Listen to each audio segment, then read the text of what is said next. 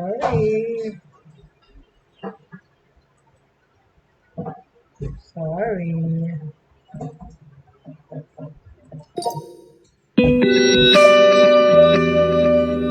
Ito ang Broad Streamcast Communicators, ang naiba at kakaibang plataforma sa digital broadcast mula Luzon, Visayas, Mindanao hanggang sa iba't ibang dako ng mundo.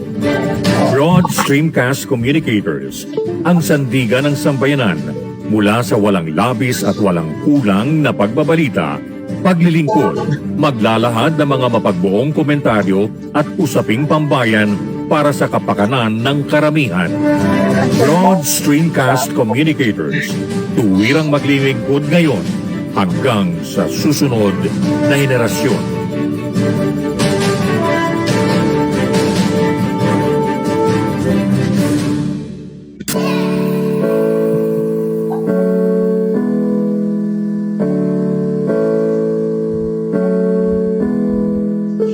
Buhay Online, chikahan at kaalamang pangkabuhayan. Ating tunghayan, pakinggan at tuklasin ang mga pangyayari at kaganapan sa mundo ng online. Buhay Online, chikahan at kaalamang pangkabuhayan. Alamin ang pinaka-latest trends mula sa trabaho at kung hanggang saan na ang narating ng teknolohiyang ito. At ngayon, narito na ang ating host, ang ating Techie Mami, si Jaye C. Bautista.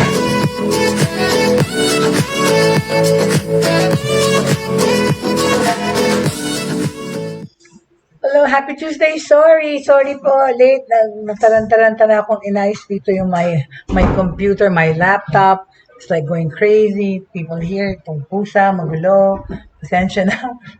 Naka-ano na pala ako, naka-online na ako. Nakita na yung ako nagsusungit dahil kanina pa my computer wasn't working right. So late because my apps nawala lahat sa desktop ko and all my files, I can't see them. Nakakainis. Alright, so itong mga nag-i-intrude na. Okay. I wanted to wait a minute, kasi yung OBS ko hindi nag-work. Hi, Jake! Hello, Jake! Hi, Jake! Elizar! Thank you, nandyan ka na. Pasensya na. Late ako. Teka, ayusin ko lang muna itong display.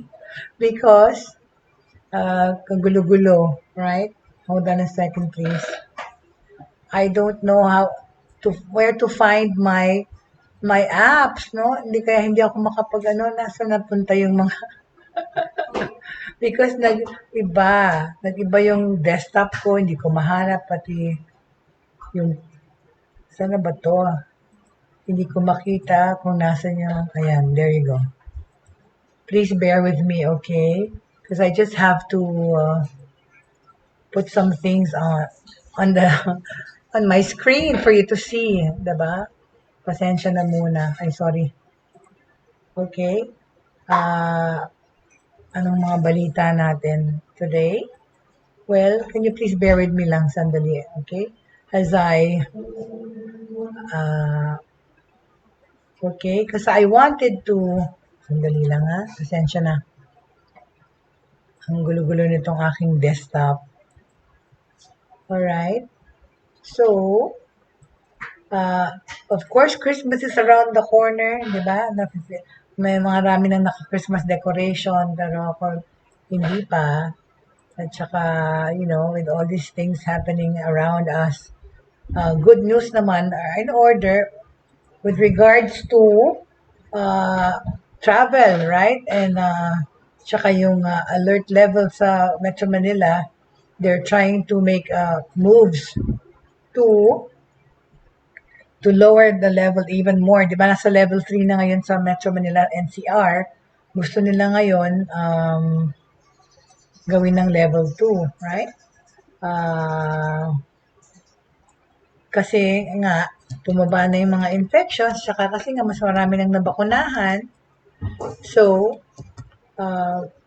pinapababa yung level. Tsaka yun yung good news, today, like there are 36 provinces now that will not require quarantine anymore. Local travel to ha, magandang balita. Teka lang ha, sandali lang. Sasabihin ko sa inyo kung ano ito, right? Teka muna, lagyan ko lang muna ng graphics lang itong aking background, please. Bear with me, pasensya na po. Pasensya na, pasensya na. Kasi ngayon lang ako na-reboot ito. Ay, at kagulo-gulo yung aking files. Asa na ba yun? Online. Wala. Saan napunta yun? Anyway, what was I? Hold on. Pasensya na. Where was it? What happened? Where did I put this? Okay, hold on. It's on topics, online shop. Okay, all right.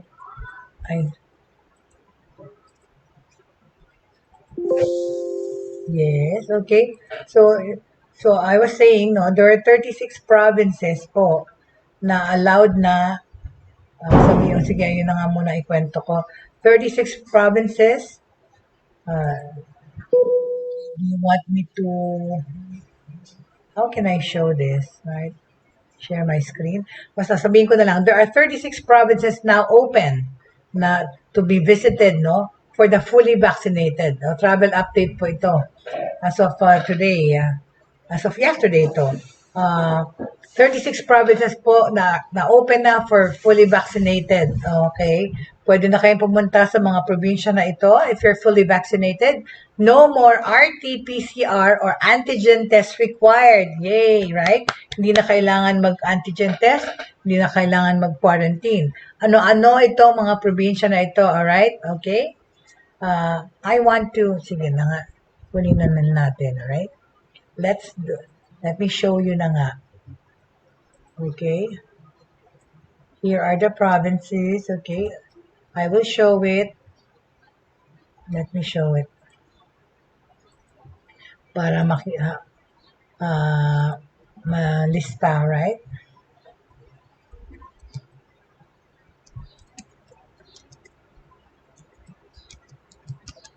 No test na ito, mga to, right? As of yesterday, November 1. Okay, let me get the list. Pasensya na, mukha yata akong losyang today. Pasensya na kayo. Naharaso ako, na-stress ako dun sa pag-reboot ng aking. Okay, alright. So, ba't hindi ko mahanap kung saan ko nilalagay? Ay. No wonder. Okay. Here, I got it. Okay, hold on. Okay. Okay, ayan. Okay. Yan po ang mga, ayan.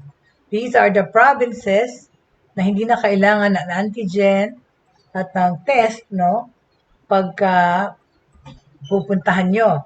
Pwede na pumunta dito, no more quarantine required, no more RT-PCR antigen test required if you are fully vaccinated, alright? If you are fully vaccinated, okay? Sinasabi dyan, if you are fully vaccinated. Pwede na kayong pumunta, right? Pwede na kayong pumunta at mamasyal in these provinces. No need for quarantine, no need for the PCR antigen test. These are the provinces of Baguio, Benguet or Baguio City, all right? Ifugao, Pangasinan, Nueva Ecija, Nueva Vizcaya, Isabela, Bayaland, Isabela, Bayaland, okay? Bulacan, pwede na Pampanga, yehey, dito sa amin, pwede na kayong dumalaw. Tarlac, Batangas, Cavite, Laguna, Quezon, Rizal, Occidental Mindoro, Oriental Mindoro, Romblon, Masbate, Antique, Iloilo. Boracay, pwede na. Boracay ba sa Iloilo? Diba? Kalibo, Iloilo. I think, right? Aklan yung Kalibo eh. Pero ang Iloilo, is Boracay and Iloilo? Ano ba yan? Naguluhan ako. No, it's different. Boracay is Boracay, right? Okay.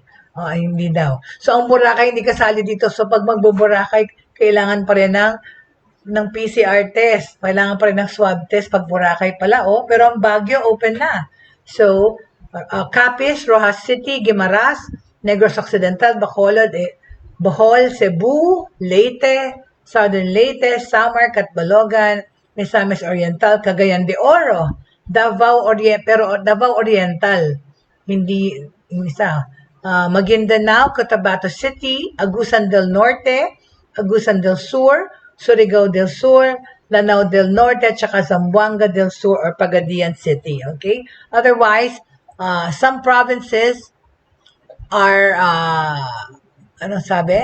Some provinces are still under ECQ or MECQ, which affects the tourism activity. But ito po, yung mga 36 provinces na pwede na ngayong pasyalan. Very good, right?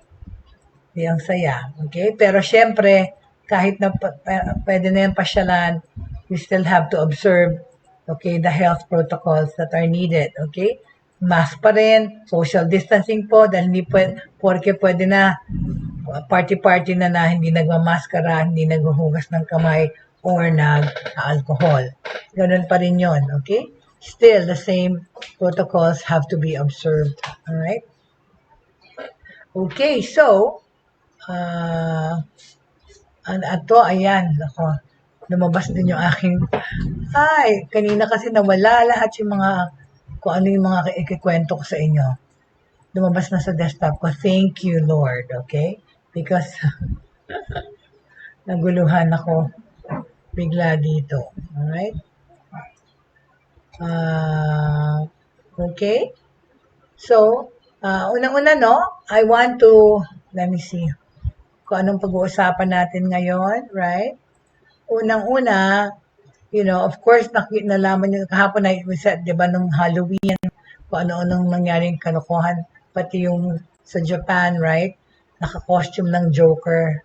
Tapos sinindihan niya yung nag-start siya ng fire doon sa train. Nowadays talaga kasi the pandemic causes a lot of people a lot of grief and a lot of emotional and mental problems, right? Okay? Pero yun, nahuli yun. Nahuli siya basta sinabi niya na-inspire siya ng movie or something, whatever, to do that. Anyway, so, in connection to that, na pwede na yung mga sa probinsya na yun, pwede nang magbiyahe doon, it's already the flu season, okay? Talking about flu and flu season, I had my flu shot, thank God. So, kung nagbibigay ng flu shot na libre ang dyan sa barangay nyo or LGU, take it, or not. Or even if kasi every year, nagpapa-flu shot naman talaga ako, especially when we travel, right? It's now flu season and time to get the shot. What will be different this year? Okay. Well, down the street, kunyari, doon sa neighborhood, na isang neighborhood pharmacy, vaccine walk-ins were welcome sa ibang country to eh. Inside the line to get the shot stretched down an aisle. Sa ibang countries, okay na lang, pwede kang magpa-vaccinate sa hindi na kailangan dun sa sa barangay eh. Pero ngayon makikita nyo na ngayon ang mga pinipilahan na hindi na yung vaccine, flu shot kasi nga flu season. Hi Tita Agnes, good morning. Welcome po Tita Agnes, welcome to the show. Tita Agnes Lakap, hello. All the way broadcasting here, joining us in the show from Arayat, Pampanga, right? And si Jake, nasaan ka na ngayon? Jake Elizar. Still in Tarlac? Okay, flu season is here again, and those virus infections will overlap with the ongoing COVID-19 pandemic. Yun na nga, bago ako nagpa-flu shot, tinanong ko sa doktor kung okay magpa-flu shot or is there any way it's going to come into conflict with the vaccines that I got. Hindi naman daw. Actually, it's very good daw to get a flu shot. Lalo na itong season na ito. Kasi inisip ng mga tao, flu season is here and those virus infections mag-overlap nga sa ongoing COVID-19 pandemic. magkakreate ito ng possibility na maging twindemic ng two distinct dangerous illnesses that cause, among other things, pareho to ang nangyayari, respiratory distress, okay? Hospitalizations, and eventually could also lead to death for millions, for some people. Nationwide lockdowns that kept people distance, mixed with the annual flu shot, largely helped dodge the double blast of infections last year. But this year, medyo magkaiba tayo, merong kaibahan. Many other viruses like RSV and rhinovirus are coming back, and the flu likely will follow suit. Doon sa US, nakakita ng steep rise in coronavirus infections pagka-winter. Ganon din naman tungkol sa flu. Pagka-winter time, flu season. The spread of influenza last year, influenza was uncommonly light. However, itong taon na to, it could return to the typical pattern in which millions of people will catch the influenza virus. Dito sa Amerika, according to the Centers for Disease Control and Prevention, tens of thousands die from flu-related causes. With COVID-19 vaccines and booster shots now authorized sa Amerika, even pati yung pagmimix and match ng mga injection, pwede na. Intermingling is expected. And COVID-19 antiviral drugs are being developed as we speak at meron na rin mga binibenta na tablets or pills pang kontra sa virus. And with that, a possible increase in flu alongside new waves of Delta variant COVID infections at a time when people's stance on masking and social distancing have become political issues but not just public health concerns, di ba? Sa Amerika nga, hindi na-achieve yung 70% na pag-vaccinate. Saka kasi marami pa rin doon tao na ayaw magpa-vaccine, yung mga anti-vaxxers na tinatawag, at the same time, ayaw magmaskara, right? We talked with three ano natin to na sa MSN News, they sought the advice of three experts on flu, okay? Ang sinasabi ngayon, of course, get your flu shot now, okay? Magpa-flu shot na raw kayo, okay? Kasi sa US and the rest of the Northern Hemisphere, a flu season kasi usually starts, okay, it runs October till May, okay? But the flu virus is less concerned with the seasons and more interested in spreading. So yung timing this year could be less predictable. Experts warn, with last year's light flu season and our own changing behaviors around the pandemic. Last year, naging light yung flu season kasi natabunan ng COVID-19. But you don't want to to time your flu shots from when the flu will hit. So, agapan nyo na, okay? Unahan nyo na. Huwag nyo nang antayin na magka-flu pa kayo.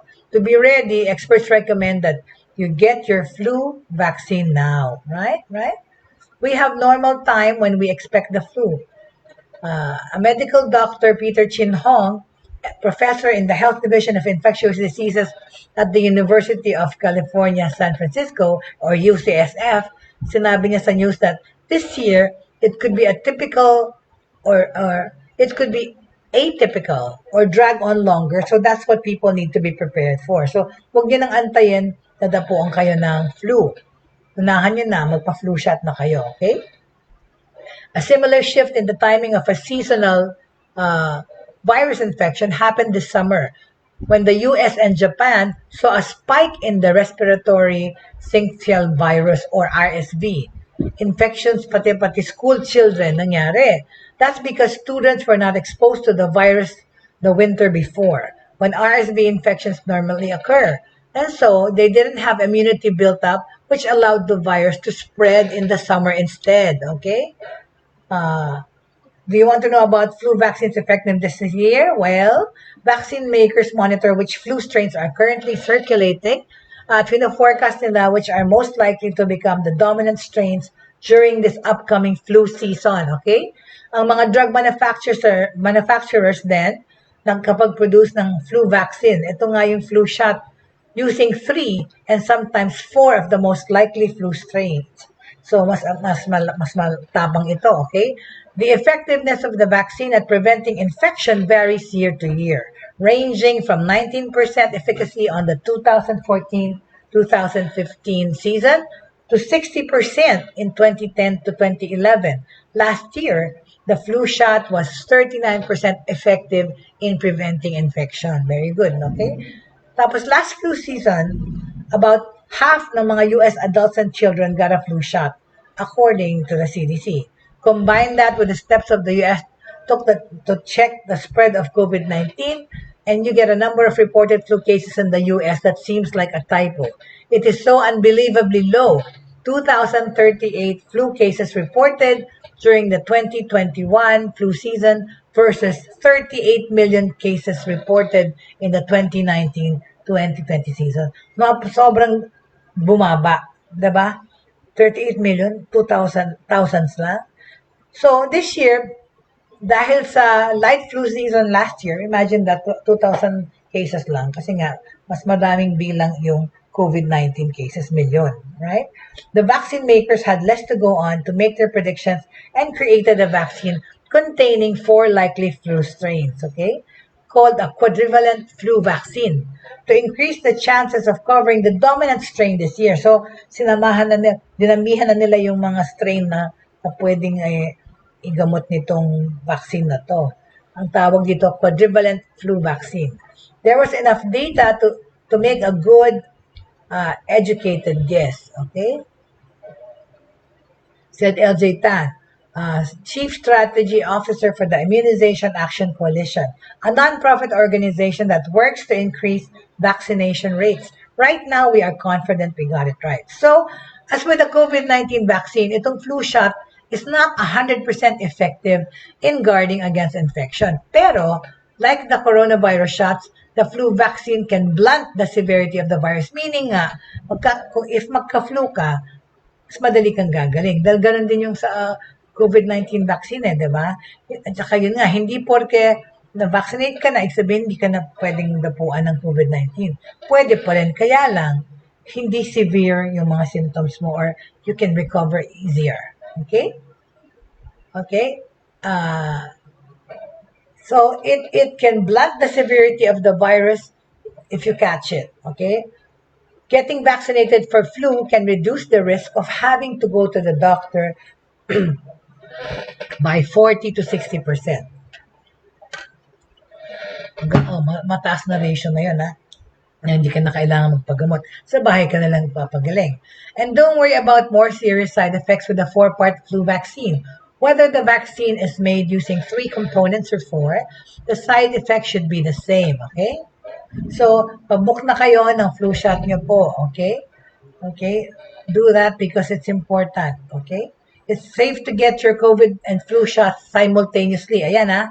It's safe to get your COVID and flu shot simultaneously. Kunyari, kakabakunan nyo lang after a few. The COVID pandemic continues to cause infection, hospitalization, and death with hospitals in the hardest hit areas once again at the limit of their ability to treat patients. But the flu shot should be as easy to get as the COVID-19 vaccination, okay?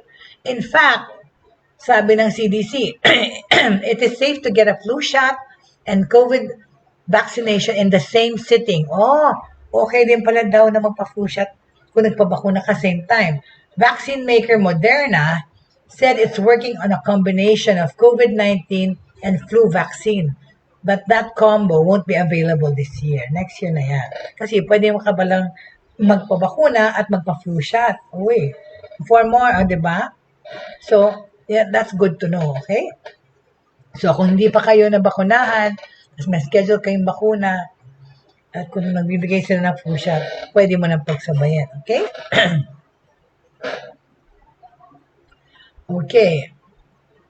So, you want to talk about the booster shots that are being given sa Amerika? Well, sige, alamin natin, no? Kasi we're into the medical technology, okay? Unahin natin yung Pfizer vaccine, okay? Ang Pfizer vaccine booster now part of FDA mix and match, okay? The Pfizer vaccine booster shot is now available, pero sa ano pa lang? to millions of Americans, including anyone 65 and older. Diba? Maganda yan. And can be mixed and matched as a booster with Moderna and Johnson and Johnson shots. So, kung Pfizer kang bakuna mo, or Moderna, or Johnson and Johnson's, pwede nyong gawin ang third booster shot nyo or either one of those. Okay? So, Pfizer is now available as a booster shot and can be mixed and matched as a booster with Moderna and Johnson and Johnson shots. Okay? So, kasi nga, di ba, yung Pfizer na approved for certain group ages. Pero ngayon, itong booster shot, pwede na rin sa 65 and older, right? Okay. So, the Pfizer BioNTech vaccine booster shot is already approved by the Centers for Disease Control and Prevention. Now, the Food and Drug Administration said anyone who is eligible for a COVID-19 booster shot can mix, okay, and match Pfizer's vaccine with Moderna and Johnson and Johnson's. Yung mga nakatanggap naman ng authorization, nakatanggap na ng bakuna na Pfizer, pwede nang magpa-booster shot. Hindi pala, yung booster shot na yan, pwede mong i-mix and match sa Moderna at Johnson and Johnson, okay? Multiple studies show that the effectiveness of the vaccines may start to decline after 6 to 8 months. Yan ang sinabi, di ba? Yung efficacy nito, okay? Magdi-decline pagkatapos ng 6 na buwan. Naku, malapit na yan, right? So, kailangan right after booster shot na. But recent studies say a booster dose of Pfizer shows 95.6 efficacy against COVID-19. Galing. Yung Pfizer, 95.6 efficacy. Over the summer kasi, as the Delta variant took hold sa Amerika, the number of cases and hospitalizations and deaths have surged because of this Delta variant, di ba? So, ang saya-saya na ng mga Amerikano, iba hindi na nagmaskara kasi nung bakunado na sila, nakitaan ng Delta variant na is fast spreading again in America, right? Hi, Miss Angelica Paz. Welcome, and hello, Mr. Jaye Ortiz. Hello, hello, hello. Welcome, welcome. Happy Tuesday sa inyong lahat. Okay? So, the vaccines that are approved by the FDA have proven to be highly effective sa pag-prevent ng hospitalization. Yun na nga. Hindi sinasabing 100% na hindi kayo magkaka-COVID-19, ha? Because I know of people na nagka-COVID even with being fully vaccinated. Yun lang nga. Hindi grabe ang symptoms, hindi serious case ng COVID-19. They have recovered even from the house, okay? Not needing hospitalization. Those who remain unvaccinated account for nearly all hospitalizations and deaths. See, most of sa mga survey, pag makita mo, yung mga nasa ospital at yung mga namatay ay mga severe cases or ang malaking percentage ng mga na-hospital ay hindi pa bakunado, right? Ano pa rin, those who remain unvaccinated account for nearly all hospitalizations and deaths, over 97%, di ba? Or more than 90% of the people that are in the hospitals and have died are not yet vaccinated, okay? With the new itong sa Amerika naman, the Biden administration aims to counter the surge and put pressure on anyone who hasn't gotten the shot. Ay, malaking talagang big deal sa Amerika yun, di ba? Nag-offer na nga ng pera yung gobyerno para magpabakuna lahat. Tapos, meron na tayong mga COVID-19 antiviral drugs. Okay? So, sino ang mga eligible sa Pfizer booster sa Amerika? For more, okay? Sa kanila, una na, di ba? Nauna na nga yung presidente. So, okay, who is eligible for the Pfizer booster shot? A single dose of the Pfizer BioNTech vaccine booster is available for those people aged 65 and older, nursing home residents, and those aged 50 to 64 with underlying medical conditions or comorbidities. Okay? Pag meron kayong comorbidities, pwede kayong maunang magpa-booster shot.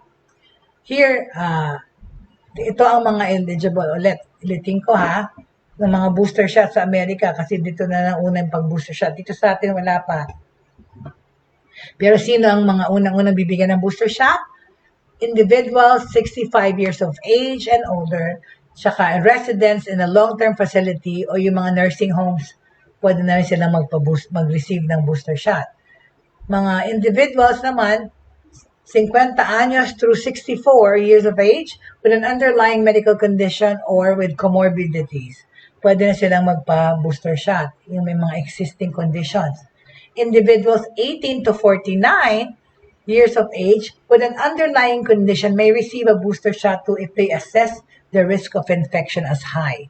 So, pati rin yung 18 years old hanggang 49, pwede na rin. Basta meron silang underlying conditions, okay, or high risk sila ng infection. Ano pa? Individuals ulit na 18 to 64 years who are at an increased risk because of their job. Ayan talaga, mga frontliners, right? Hospital workers, teachers, okay? Grocery attendants. Dahil silang humarap sa tao araw-araw. Pwede na silang magpa-booster shot if they assess the risk of infection is high. Talaga naman, yung mga tao sa palengke, dapat din eh. What about mixing and matching the COVID-19 booster shot? Well, those who qualify for a booster can get any of the three available, okay? The one from Pfizer, Moderna, or Johnson & Johnson. No matter which one they receive first, the CDC will have more details shortly on its mix and match plan. So, kailan pwedeng magpa-booster shot, okay? Sa Amerika, kung eligible ka, okay, up to 20 million people will receive their second dose of the Pfizer vaccine at least 20 about dapat din kasi hindi na kompleto pa yung mga second dose, okay? So yung mga nagpa second dose na ng vaccine ng Pfizer vaccine at least 6 months ago, okay? And are eligible, ay pwede na magpa-booster shot. So dapat 6 months, okay? Kasi nga, di ba, yung efficacy ng vaccine, sinasabi na 6 to 8 months lang. So, kung 6 months na since your second dose or 6 months since you've been fully vaccinated, pwede ka na magpa-booster shot. So, okay, i-define natin, ano ba yung underlying medical condition or comorbidities. Adults of any age can be more likely to get severely ill from COVID-19. Di ba? Sinabi natin yung mga nakatatanda. Mas susceptible silang tamaan ng COVID-19 at maging grabe. So, it's likely to contaminate or infect lalo na yung mga tao with underlying medical conditions. Here is a list of what those underlying conditions are. Ano-ano ba itong mga sakit na ito? Unang-una na, cancer. Okay? Kung may cancer ka, pwede ka nang mauna magpabakuna ng third shot mo or booster. Chronic kidney disease, chronic lung disease, neurological conditions such as dementia, kung may dementia, may Alzheimer's, diabetes, okay, Down syndrome, heart conditions, HIV infection, okay, liver disease, pregnancy and recently pregnant, ang underlying conditions, overweight, sickle cell disease or thalassemia, smoking, current or former, ayan ang mga underlying solid organ or blood stem cell transplant, stroke or cerebrovascular diseases, substance use disorders if you're an alcoholic or an addict, and weakened immune system. Okay, outside of the underlying conditions, the CDC said older adults are more likely to get severely ill from COVID-19. See, pag smoker ka, pwede ka maging grabe. Okay? So, yan ang mga underlying medical conditions. So, why would I need a Pfizer booster shot? If you're fully vaccinated, they say that you will continue to be protected from infection and especially against serious illness. All the COVID-19 vaccine shots authorized by the FDA or the Food and Drug Administration in America continue to be highly effective in reducing risk of severe diseases, hospitalization, and death, according to the CDC. However, studies show, such as one from Israel and another from the UK, they suggest the effectiveness of COVID-19 vaccines may decrease after 6 or 8 months. Yan na yung sinabi natin kanina. So, ang efficacy ng mga bakuna, mga vaccine, ay only up to 6, at the most 8 months. Otherwise, you really have to get another shot, right? Necessitating a booster shot to maintain high levels of protection against breakthrough COVID-19 infections, right? So, ang Pfizer nagpa-release ng data from the application to the FDA, arguing that immunity wanes or fades over time, and that administering boosters is a way to get ahead of the curve and contain the pandemic. Pfizer also presented what it considers proof that a booster will be safe and effective for the majority of adults. All right? Oh, ano ba yung nangyaring controversy regarding COVID booster shots? Sa Amerika, big deal talaga. Doon ang pananggaling yung mga gamot. Yan siya. President Joe Biden said he wanted everyone in the U.S. who is already fully vaccinated to be eligible for the booster shot. Yung FDA naman, however, sinabi that data needs to be reviewed more thoroughly by experts before opening up boosters to everyone. Pero di ba, yung si US President nagpa-booster shot na siya eh. Nakita pa, nakapag-publicize pa yun sa social media na ini-injection na siya ng third booster shot. Okay? So sinabi niya kasi that the FDA said kailangan pa ng mas masusing pag-aaral, right? And that data needs to be reviewed more thoroughly by experts before opening up the boosters to everyone. Okay? Instead, nirecommend ng FDA na those who are age 65 and older muna yung mauna, as well as those who are at high risk of severe COVID-19 symptoms, like those nga with existing comorbidities. That includes mga frontliners and health workers, okay? Saka yung mga guro, yung mga tao sa grocery that they interact with lots of people every day. They're frontliners too. Even the police, diba? The tension over who should get boosters remains high. Most recently, okay, leading scientists argued in the medical journal The Lancet that carrying out a widespread distribution of booster shots is not appropriate at this time. Sabi, okay? Sabi ng mga scientists, okay?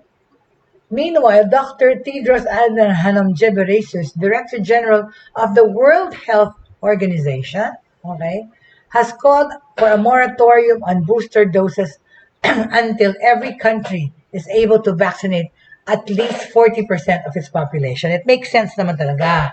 Huwag ka na mag-offer ng booster shot kung hindi mo pa na-accomplish hanggang 40% ng population ang bakunado na. I will not stay silent when the companies and countries that control the global supply of vaccines think the world's poor should be satisfied with leftovers. Sabi naman ni Tedros nga naman. Dahil dapat yan, tapusin na muna at pataasin yung percentages ng nabakunahan na. White House Press Secretary Jen Psaki has repeatedly said having enough boosters for the U.S. does not reduce the number of vaccines the U.S. supplies to other countries. Okay? There's enough for everybody in America.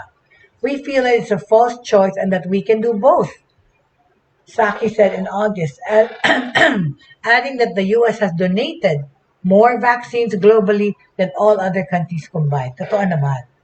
Truth be told, okay?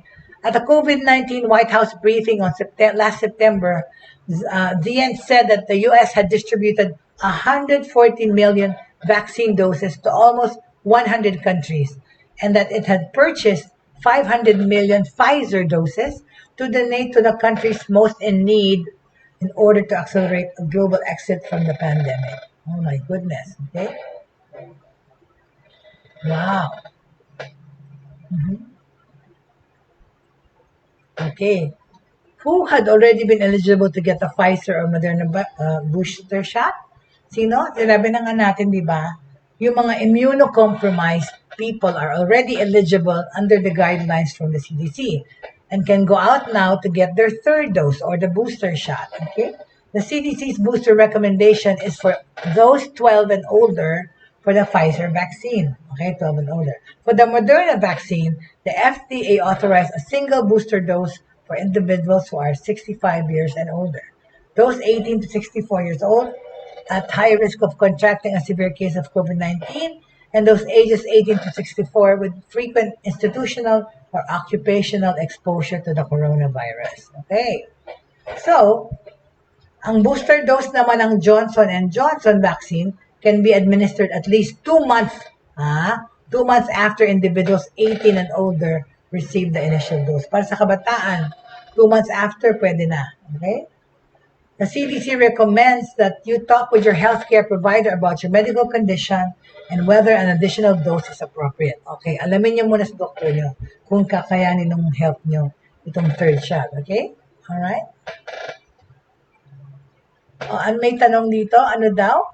Is the Pfizer booster the same as the first 2 shots? Yes, according to Pfizer, its COVID-19 booster would be a third jab of the same vaccine you got with the first 2 doses. Okay? So Pfizer is working separately with its partner BioNTech on a version of the COVID-19 vaccine that targets the Delta variant. Okay? Okay? Alright. So that's it. Okay? Regarding mixing and matching the vaccination and at the same time, that is the good news about having a third shot or a booster shot. Okay? Hold on, please. Please feel free to ask any questions. All right? Balita, okay? Kita nyo to, itong sa online shopping naman tayo, okay? Regarding online shopping, right? Sa mga nagnenegosyo online, hold on. What's this? Wait a minute. I lost my... I think... No. It is not this one. Hold on, please. Oops. What happened to my file? No, it's hanging. My laptop is hanging. It's asking for a replacement. What happened? What happened to my news?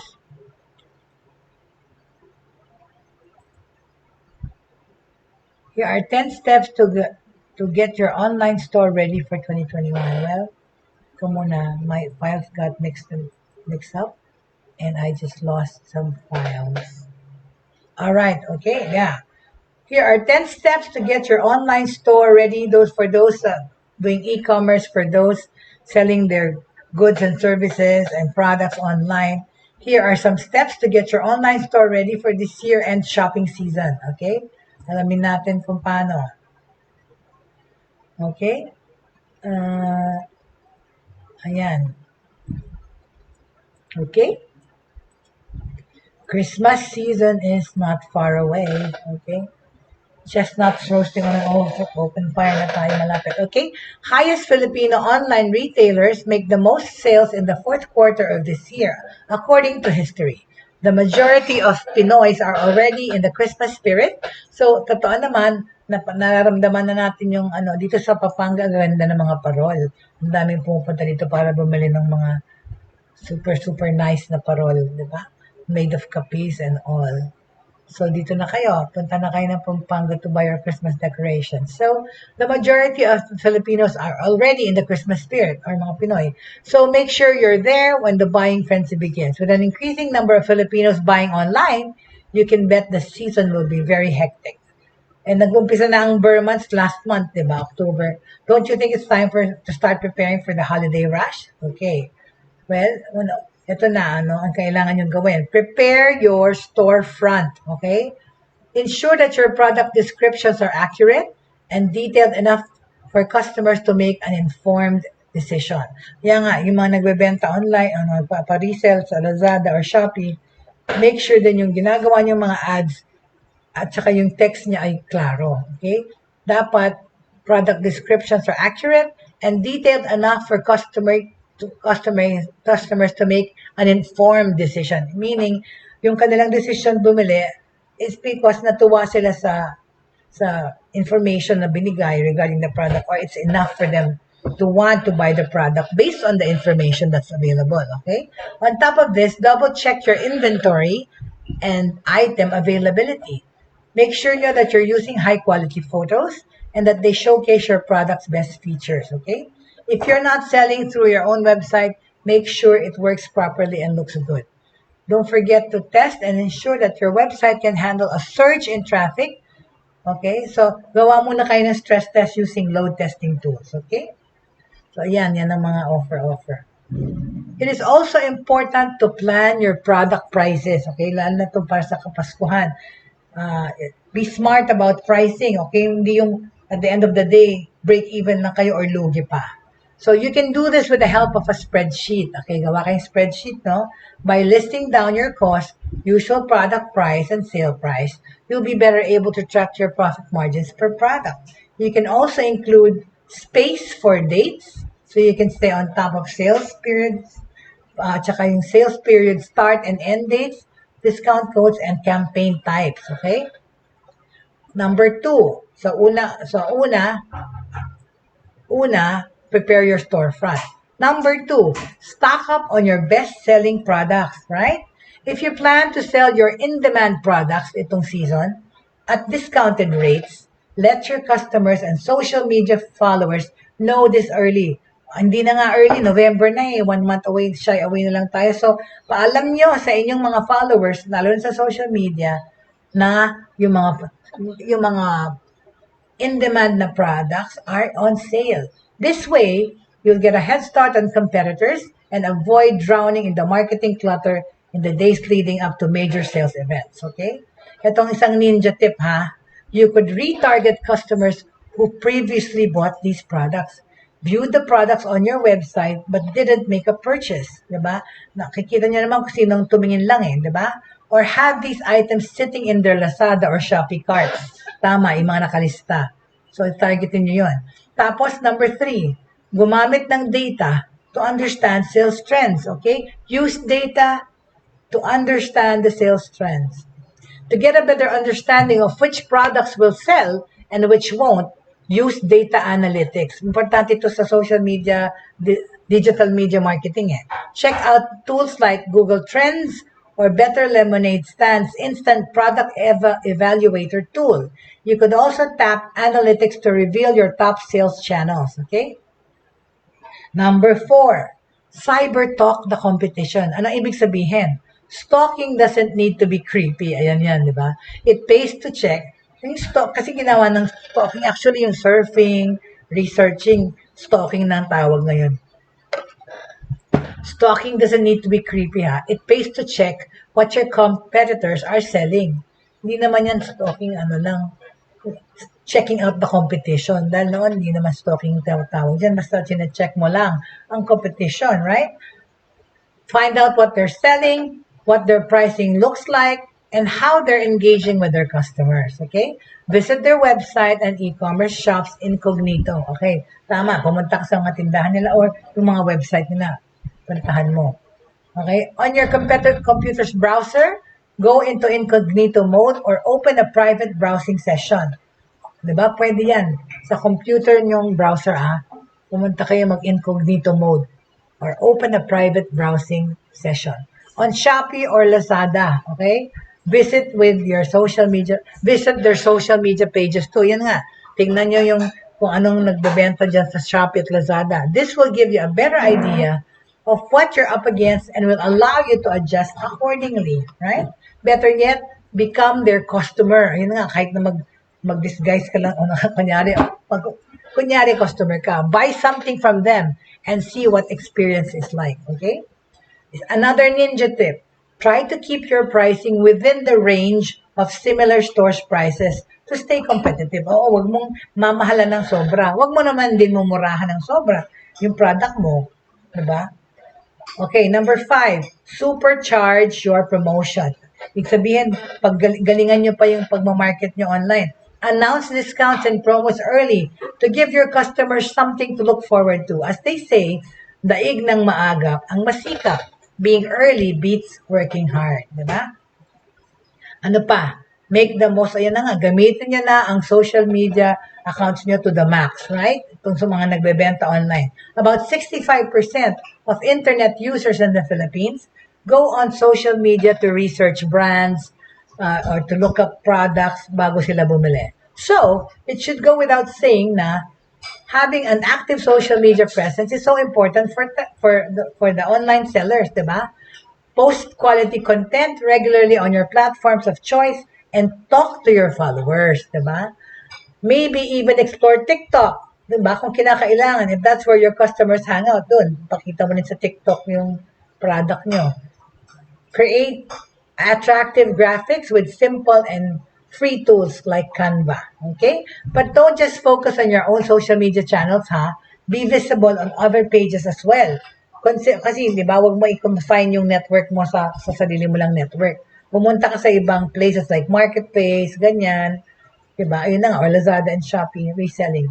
Okay? Create attractive graphics with simple and free tools like Canva. Okay? Consider engaging with influencers who are a good fit for your brand. Di ba? Yun.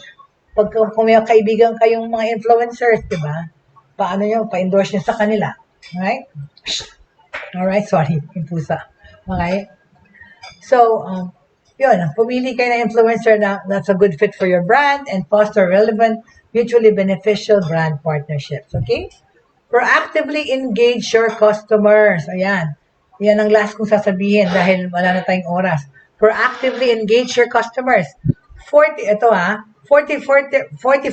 ng Filipino shoppers chat with sellers before making a purchase, di ba? Yung sa Shopee at Lazada, merong mga chatbot na doon.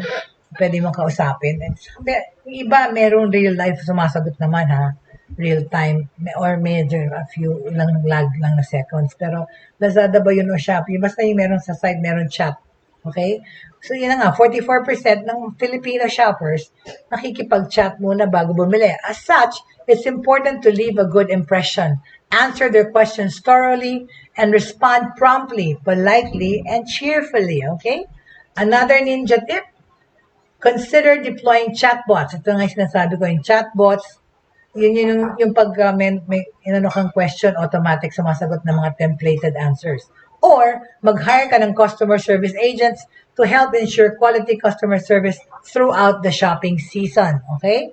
Don't be scared of automation because it turns out na 55% ng Pinoy shoppers surveyed are comfortable with talking to a bot for online store transactions. Kasi nga, di ba, lalo na yung mga naka-intrude sa Facebook, di ba?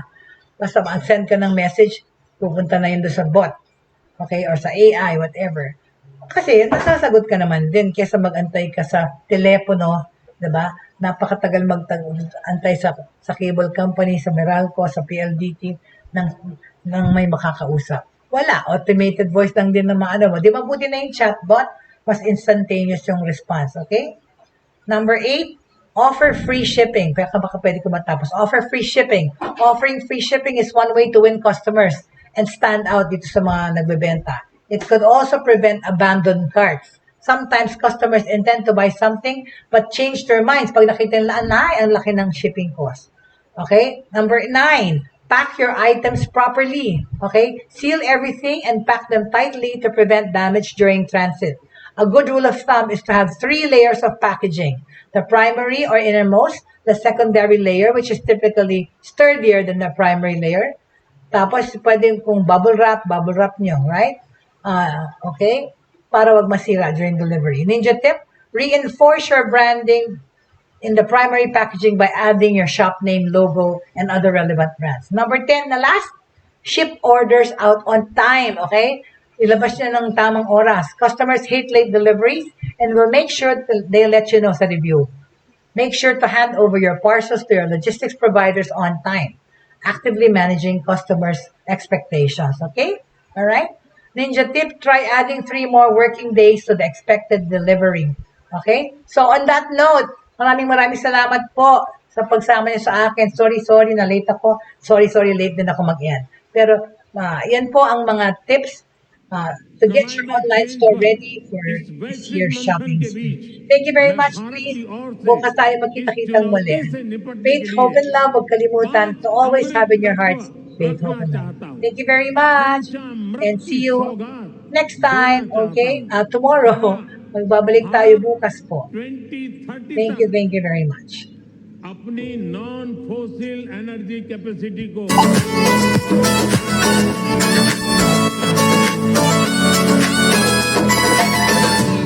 Inyong natunghayan at napakinggan ang mga makabagong pamamaraan sa mundo ng online sa pamamagitan pa rin ng Broad Streamcast Communicators.